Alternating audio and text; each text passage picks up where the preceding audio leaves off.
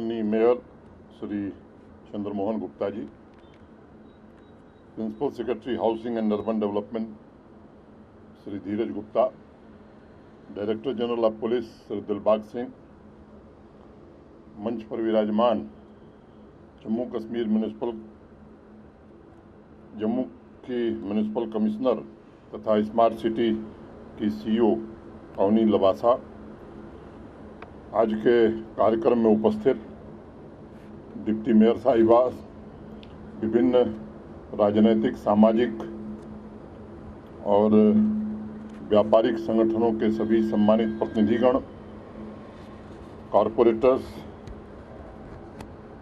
संजीव वर्मा जी, राघव लंगर जी, Mukesh Singh ji, DC Jammu, पत्रकार मित्रों, देवियों तथा सज्जनों,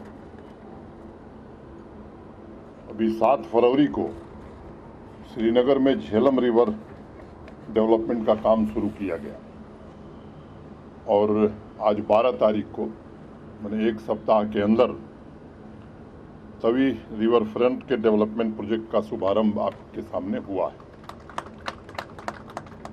धीरज गुप्ता जी ने बहुत विस्तार से बताया है, मैं उसके तकनीकी पक्ष में नहीं जाना चाहता हूं, लेकिन पानी भी यहाँ मौजूद रहे इसके लिए भी काम होगा। और साबरमती रिवर फ्रंट की बहुत चर्चा हमारे पूर्व के वक्ताओं ने की है। एक बात मैं केवल विशेष रूप से उल्लेखित करना चाहता हूँ कि साबरमती के जो सबक थे वो सबक हमने जम्मू में लिया है। जब साबरमती रिवर फ्रंट बना था, अच्छा बना है, तो उस समय उन लोगों ने पर्यावरण का, ग्रीनरी का, कई चीज़ों का ध्यान नहीं रखा था। बाद में उसे वो कर रहे हैं। उस अनुभव को ध्यान में रखते हुए वो सब चीज़ें जो प्रथम चरण में होनी चाहिए थी, तवी रिवर फ्रंट में उसका समाविष्ट पहले से किया गया है। मैं समझता हूँ इसके कारण निश्चित रूप से आपकी अपेक्षा और आकांक्षा के अनुरूप ये परियोजना बन करके तैयार होगी। कल कई साथी थे, एक कार्यक्रम में शाम को मैं था, वहाँ की 1-2 बात मैं दोहराना चाहता हूँ क्योंकि यहाँ कुछ नए लोग भी दिख रहे हैं। सामान्य रूप से यहाँ बहुत अनुभवी लोग हैं लंबे समय से। व्यक्तिगत रूप से मैं एक बात बार बार महसूस करता हूँ कि 2014 में इस देश की राजनीतिक शब्दावली केवल नहीं बदली, बल्कि देश की कार्य संस्कृति भी बदली और देश की जनता की वो आकांक्षा थी, उसकी दस्तक यहाँ 2019 में पड़ी और मुझे लगता है कि उसका प्रभाव अब जम्मू कश्मीर पर भी पड़ने लगा है। मैं 8 अगस्त 2020 को आया था। 15 अगस्त को स्वतंत्रता दिवस होता है। बीतने के बाद जम्मू इलाके में मैं पहली बार रियासी गया था। रियासी से फिर वैष्णो माता का दर्शन किया और जम्मू लौटा। 24 अगस्त मुझे याद है, 2 दिन था मैं, 24 अगस्त और 25 अगस्त। अनेक लोग मिले। ये सवाल बार बार, मैं नाम किसी का नहीं लेना चाहता हूँ, साहब ये कब बनेगा, हमने कर दिया था। इतिहास के पन्नों को मैंने पलटा तो 2009 से ये प्रक्रिया प्रारंभ हुई थी। जब मैं स्कूल में पढ़ता था तो एक हिंदी में एक मैगजीन छपती थी, सारिका, बड़ी प्रसिद्ध मैगजीन थी, बहुत लोग पढ़ते रहे होंगे। तो एक हास्य व्यंग के लेखक थे बिशन टंडन। उन्होंने एक लेख लिखा, जनक का धनुष किसने तोड़ा। आप में से कुछ मित्रों ने पढ़ा होगा, मैं संक्षेप में उसका जिक्र करूंगा। उन्होंने कहा उस अपने लेख में कि भारत सरकार बहुत चिंतित हुई कि देश का विकास कैसे किया जाए। तो बैठक हुई और विचार हुआ कि अगर देश की प्राइमरी शिक्षा को ठीक कर दें तो देश विकसित हो सकता है। तो एक कमेटी बनी, एक आयोग बना, कमेटी का आयोग बना, आयोग के एक सम्मानित अध्यक्ष और कुछ सदस्य बने। आयोग की पहली बैठक हुई, अध्यक्ष जी और सदस्यों ने मिलकर के विचार किया कि कैसे काम आगे बढ़ाया जाए। तो तय हुआ कि एक सुदूर ग्रामीण अंचल के प्राइमरी स्कूल पर चलते हैं, देखते हैं कि वहाँ व्यवस्था कैसी है वो सबक हमें मिलेगी तो आगे का काम करने में हमें सुविधा होगी। अध्यक्ष जी गए, वो प्रदेश कौन था मैं नहीं जानता, उत्तर प्रदेश था, बिहार था, जम्मू कश्मीर था, कोई प्रदेश रहा होगा, यही मौसम रहा होगा ठंड का। वहाँ के जो प्रधानाध्यापक थे, हेडमास्टर साहब, वो चारपाई पर विश्राम फरमा रहे थे, धूप का आनंद ले रहे थे। वो पहुँचे, उन्होंने बताया कि साहब ऐसे ऐसे भारत सरकार ने एक आयोग बनाया है, मैं उसका अध्यक्ष हूँ और मैं आपका स्कूल देखने आया हूँ कि पठन पाठन कैसा है। तो हेडमास्टर साहब ने कहा, साहब अनुशासन बहुत उच्च कोटि का है, पठन पाठन भी बहुत उत्तम है, आइए आपको मैं अपने विद्यालय की सबसे जो ऊंची कक्षा है, मैंने क्लास 5 कक्षा 5 में ले चलता हूँ। अध्यक्ष जी गए, जैसे पहुँचे सारे बच्चे खड़े हो गए और जो अध्यापक पढ़ा रहे थे उनका बैठ जाओ, तब वो बैठे।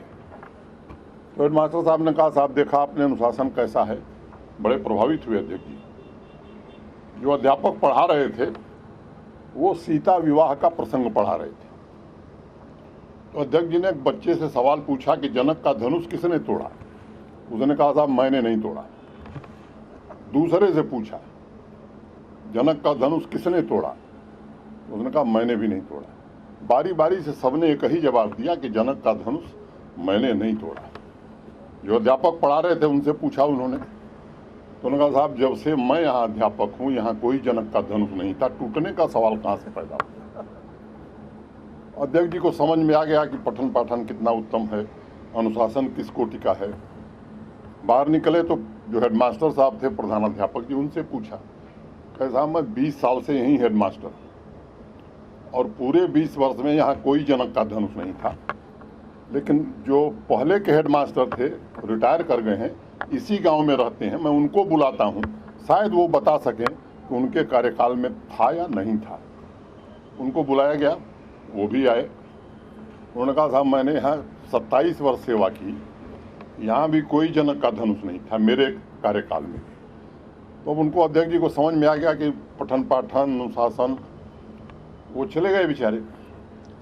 हेडमास्टर साहब ने कहा कि ये तो मैंने बड़ा अच्छा मसाला है। तो उन्होंने एक चिट्ठी बनाई। शिक्षा विभाग में हमारे यहाँ 2 स्तर है, स्कूल शिक्षा, एक प्राइमरी शिक्षा। तो स्कूल एजुकेशन में जो वहाँ हमारे यहाँ अफसर लगते हैं वो DIOs कहते हैं, जैसे आपका एजुकेशन अफसर है। प्राइमरी के लिए वो बेसिक शिक्षा अधिकारी उसे हम कहते हैं, तहसील लेवल पर SDI होता है। तो उन्होंने अपना कागज़ लिया और बेसिक शिक्षा अधिकारी महोदय, मेरे विद्यालय के जनक का धनुष खो गया है, इससे पठन पाठन में बड़ी असुविधा हो रही है, आपसे अनुरोध है कि अविलंब जनक का धनुष हमारे विद्यालय को उपलब्ध कराया जाए। तहसील स्तर पर SDI होता है, सब डिविजनल इंस्पेक्टर। तो सामान्य रूप से वो दौरा ज़्यादा करता है। कागज़ पहुंचा, कई दिन दौरे के बाद देखा, उसने कागज़ आया तो पढ़ने की आदत नहीं थी, रिकमेंडेड एंड फॉरवर्डेड संस्तुति के साथ अग्रसारित भेज दिया। फिर वो बेसिक शिक्षा अधिकारी के कार्यालय में पहुंचा, घूमते घामते अंततः वो सचिवालय में पहुंच गया। तो उस समय 31 मार्च का बड़ा महत्व होता था, क्योंकि 31 मार्च तक पैसा अगर नहीं खत्म हुआ तो जो शिक्षा विभाग के सचिव थे बेचारे, वो एक बैठक से आए थे, बड़े निराश थे और कुछ मेडिकल कॉलेज का प्रस्ताव लेकर के गए थे। उस समय मेडिकल एजुकेशन भी उसी में सम्मिलित था। वित्त सचिव ने खारिज कर दिया था। बड़े दुखी मन से आए थे, देखा, उन्होंने कहा कि ये प्रस्ताव तो बड़ा अच्छा है, अब अगली बैठक में वित्त सचिव को बताऊंगा कि मेरी बात मानोगे या नहीं मानोगे।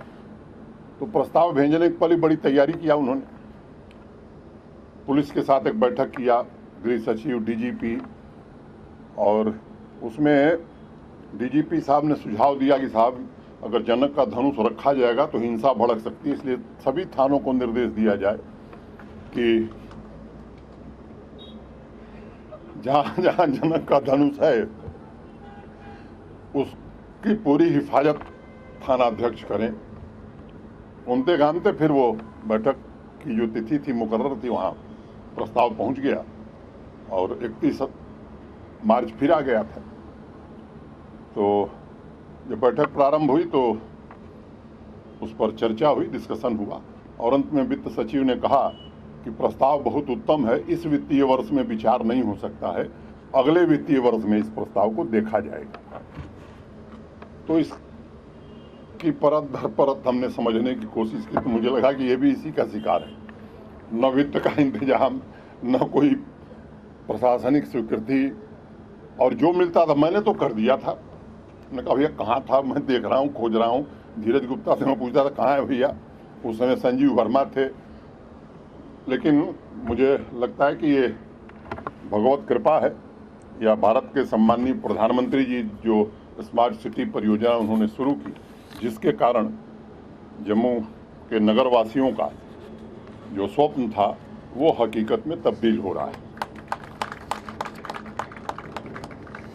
दोनों मुख्य शहर जम्मू और श्रीनगर अनेक परियोजनाएं पूरी हुई हैं, और निश्चित रूप से मैं समझता हूं कि आने वाले दिनों में और भी जो परियोजनाएं चल रही हैं वो पूरी हो जाएंगी। कल एक और बात मैंने कही, वहाँ जो दिखाया जा रहा था दृश्य, उसमें महाभारत कालीन युग की बड़ी सारी घटनाओं का जिक्र हुआ।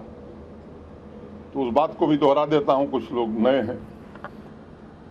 महाभारत में आप सब जानते हैं यक्ष प्रश्न बड़े कठिन प्रश्न माने जाते हैं। यक्ष युधिष्ठिर संवाद, तो कई प्रश्न पूछे युधिष्ठिर से यक्ष ने। एक उसमें महत्वपूर्ण प्रश्न था, यक्ष युधिष्ठिर से पूछते हैं कि किम आश्चर्यम, आश्चर्य क्या है। तो युधिष्ठिर का जवाब जो था कि आदमी आदमी को मरते हुए देखता है फिर भी जीने की इच्छा रखता है, इससे बड़ा आश्चर्य कुछ हो नहीं सकता। कल मैंने कहा था, आज फिर मुझे लगता है दोहराना पड़ेगा राणा साहब, अगर यक्ष मुझसे आज सवाल करे किम आश्चर्यम, तो मेरा जवाब ये होगा जम्मू में भी परियोजनाएं अब होने लगी हैं, इससे बड़ा आश्चर्य कुछ हो नहीं सकता।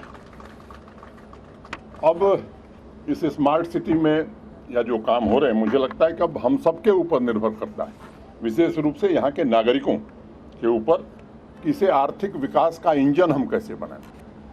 और इंफ्रास्ट्रक्चर जो डेवलप हो रहा है, बुनियादी सुविधाओं में जो विस्तार हो रहा है, इससे अस्थायी रोजगार की वृद्धि स्थानीय लोगों की कैसे हो, मैं समझता हूँ यहाँ के स्थानीय लोगों के जीवन स्तर में सुधार कैसे आए, ये हमारे लिए महत्वपूर्ण मुद्दा है। और ये सबके जहन में ये महत्वपूर्ण मुद्दा होना चाहिए।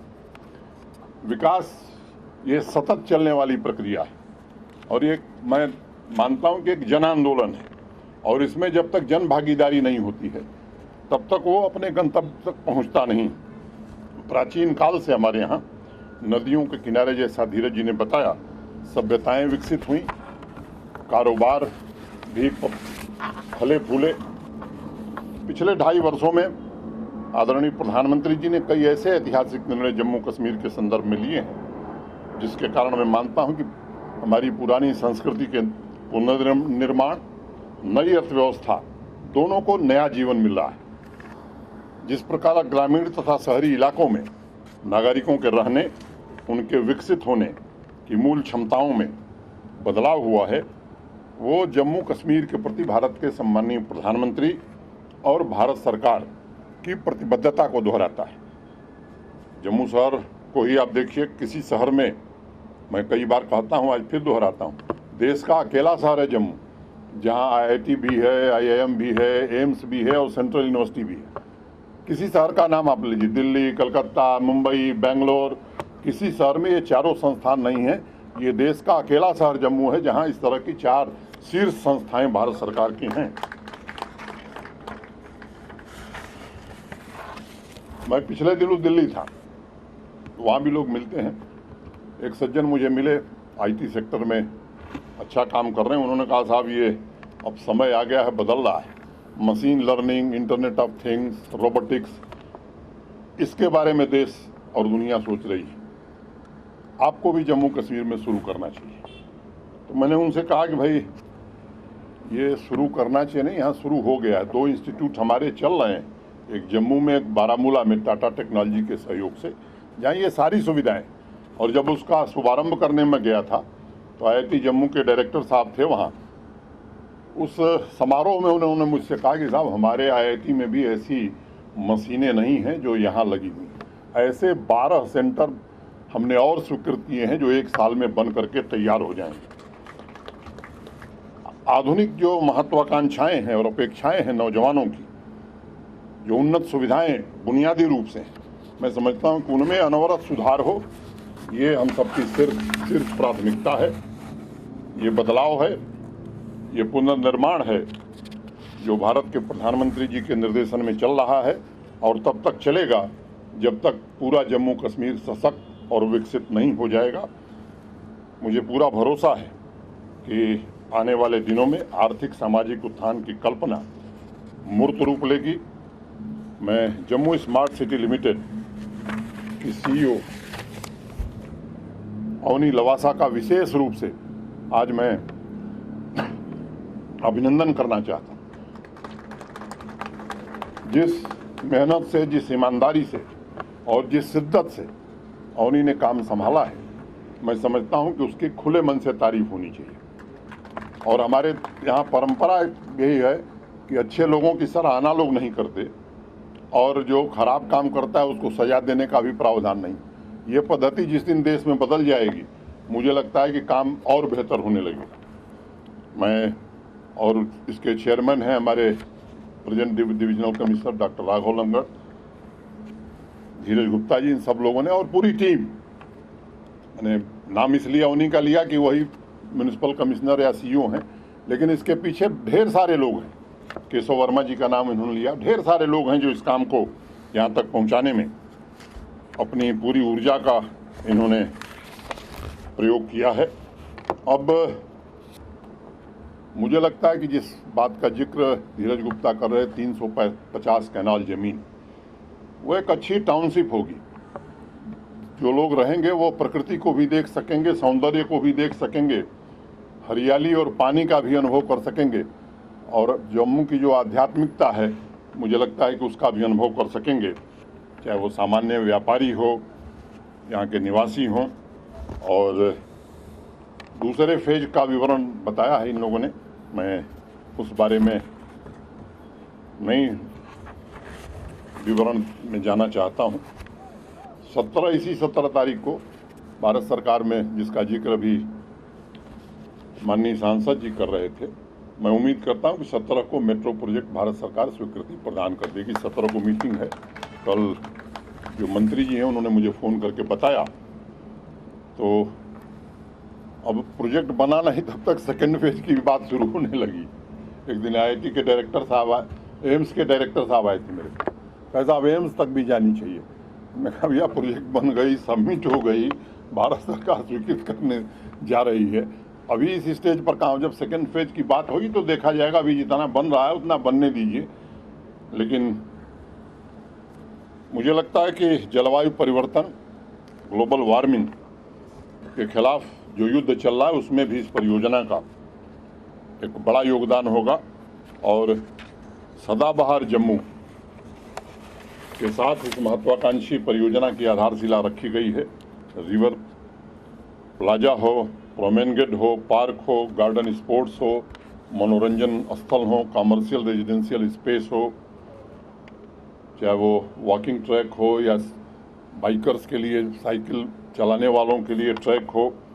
मैं मानता हूं कि ये जम्मू के आर्थिक विकास का नया इंजन आज म्यूनिसिपल कॉरपोरेशन या मैं कहूं कि स्मार्ट सिटी के अंतर्गत रखा गया है। नदियों और नालों में सदियों का बह रहा है, आज से नहीं, पुरातन काल से। फिर भी आप देखें तो हमारे देश में नदियों में नाले प्रदूषण के मुख्य स्रोत हो गए हैं। तवी रिवर फ्रंट में इसका भी ध्यान रखा गया है, क्योंकि तवी का भी वही हाल है। और मुझे कल अवनी ने बताया कि तवी के दोनों तरफ ऐसे दर्जन भर नाले हैं जो सीधे तवी में मिलकर उसे प्रदूषित करते हैं। 3 तरह से जलापूर्ति की समुचित व्यवस्था, स्वच्छता का बेहतर इंतजाम और नदी में प्रदूषण और कचरे का भी पूरा इंतजाम, ये 3 फ्रंट पर काम इसमें होगा। लेकिन पर्यावरण जागरूकता मुझे लगता है कि पूरे जम्मू के वातावरण को स्वस्थ रखने के लिए भी आवश्यक है। मैं आप सबसे विनम्रतापूर्वक निवेदन करूंगा कि हम अपने कर्तव्य की तरफ भी ध्यान दें, ये बड़ा आवश्यक है। प्रशासन ये काम नहीं कर सकता है। प्रशासन चाहे भी तो बिना आपके सहयोग के ये काम पूरा नहीं हो सकता है। कुछ दिनों में हम आज़ादी के अमृत महोत्सव में हम सब जी रहे हैं। जब 25 वर्ष बाद हम आज़ादी के 100 साल पूरे करें, तो मुझे लगता है कि एक बड़ा संकल्प आज हम ले सकते हैं कि यहाँ का पर्यावरण ठीक हो, इसमें सभी नागरिक सहयोग करें। ये मेरी प्रार्थना है आपसे। एक पुरानी कहावत है, God always forgives, man often forgives, but nature never forgives. और हमें ये याद बराबर रखना होगा, प्रकृति हमारा एकमात्र घर है और ये हमारे ऊपर निर्भर करता है कि शहरों की बढ़ती हुई जनसंख्या, इसे कंस्ट्रक्टिव तरीके से हमें आगे बढ़ाना है या डिस्ट्रक्टिव फोर्स के रूप में तब्दील करना है, ये हमारे ऊपर निर्भर करता है। जो प्लान बना है वो इकोलॉजी को ध्यान में रख करके पर्यावरण के अनुकूल तथा सामंजस्य स्थापित करके तैयार किया गया है। जन भागीदारी से इसको अस्थायी और प्रोडक्टिव बनाने की जिम्मेदारी हमारे आपके ऊपर है। मुझे विश्वास है कि जम्मू की जागरूक जनता पूरे स्वाभिमान के साथ यहाँ की संस्कृति और प्रकृति को सहेज कर रखने में निश्चित रूप से योगदान करेगी। मैं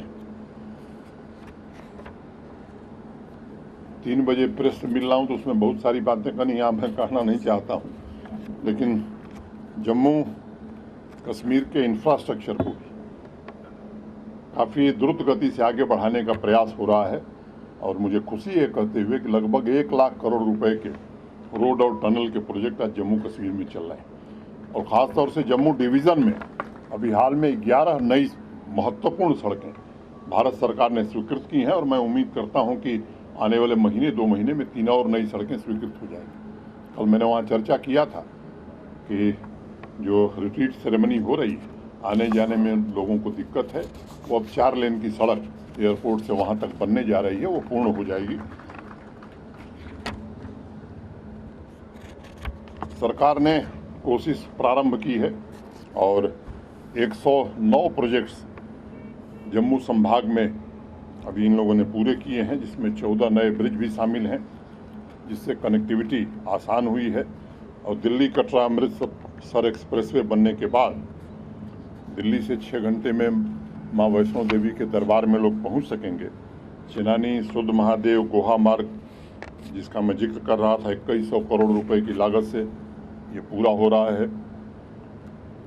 ग्रीनफील्ड जम्मू रिंग रोड का काम अभी बताया इन्होंने, तेजी से चल रहा है। इस रिंग रोड के निर्माण से जम्मू की पावन धरती के लोगों की सामाजिक एवं आर्थिक विकास की गति तेज होगी। सीमावर्ती तथा ग्रामीण क्षेत्रों में विकास के नए द्वार खुलेंगे। पिछली बार बिजली की बड़ी परेशानी हुई थी जम्मू वासियों को, मुझे याद है। पिछली बार भी थोड़ी क्षमता बढ़ी थी हमारी और इस बार मैं समझता हूं कि काफ़ी क्षमता वृद्धि 31 मार्च तक हमारी हो जाएगी। 108 नए रिसीविंग स्टेशंस, 2633 नए डिस्ट्रीब्यूशन सब स्टेशन हमारे पूरे हो गए हैं। 920 MVA की अतिरिक्त बिजली क्षमता पिछले 7 महीने 8 महीने में हमने यहाँ बढ़ाई है। 14 नए ग्रिड सब स्टेशन बनकर 1150 MVA मार्च तक हम पूरा करेंगे। आप जानते हैं, सालों से बिजली की जर्जर व्यवस्था की वजह से लोगों को इच्छा के अनुरूप बिजली हम नहीं दे पा रहे हैं, जितने देश के अन्य हिस्सों में दी जा रही है। लगभग 7500 करोड़ रुपए का काम बिजली के क्षेत्र में इंफ्रास्ट्रक्चर पर आज हमारे यहाँ चल रहे हैं। अपने ट्रांसमिशन और डिस्ट्रीब्यूशन सिस्टम दोनों को हम दुरुस्त करने में लगे हैं।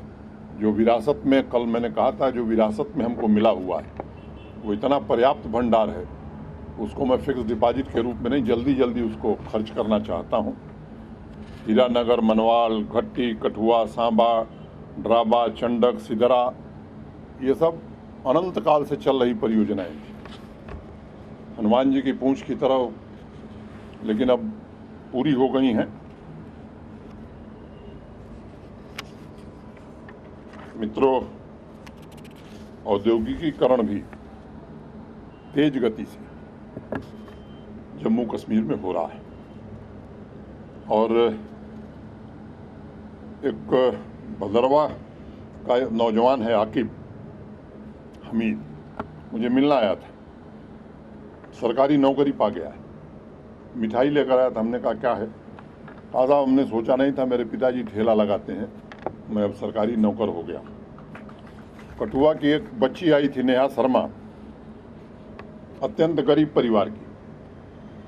उसने कहा साहब मैंने तो कभी सपने में भी नहीं सोचा था कि यहाँ भी नौकरी मिल जाएगी हमारे जैसे लोगों को। यहाँ तो उन लोगों को मिलती थी जो रसूखदार हुआ करते थे। मैं औद्योगिकीकरण की चर्चा कर रहा था और मैं कहना चाहता हूँ कि उसके पीछे भारत के गृह मंत्री जी की बड़ी मेहनत है उस पॉलिसी को बनाने में, जिन्होंने हम सब लोगों के सुझाव को उसमें सम्मिलित किया। और स्टेक होल्डर कंसल्टेशन व्यापक स्तर पर देश भर के लोगों के साथ किया गया। जब बना था तो मुझे याद है, मैं भी ये बात कहता था, अनुमान हम कर रहे थे कि 25-30 हज़ार करोड़ का इन्वेस्टमेंट आएगा। और मुझे आज बताते हुए खुशी है कि 50,000 करोड़ के प्रस्ताव हमारे पास ऑलरेडी इंडस्ट्री डिपार्टमेंट के पास हैं। ये वो प्रस्ताव हैं जिन्होंने इंडस्ट्री डिपार्टमेंट को फीस जमा की है, अपनी DPR जमा की है, और 20 फरवरी तक 20 से 25,000 करोड़ इन्वेस्टमेंट के लोगों को ज़मीन हम देने जा रहे हैं। प्रधानमंत्री जी से मैंने निवेदन किया है कि कोई तारीख आप फरवरी अंत या मार्च फर्स्ट वीक में दे दें, तो 25,000 करोड़ की ग्राउंड ब्रेकिंग सेरेमनी हम जम्मू में करना चाहते हैं। और मैं आश्वस्त हूँ कि प्रधानमंत्री जी जरूर आएंगे।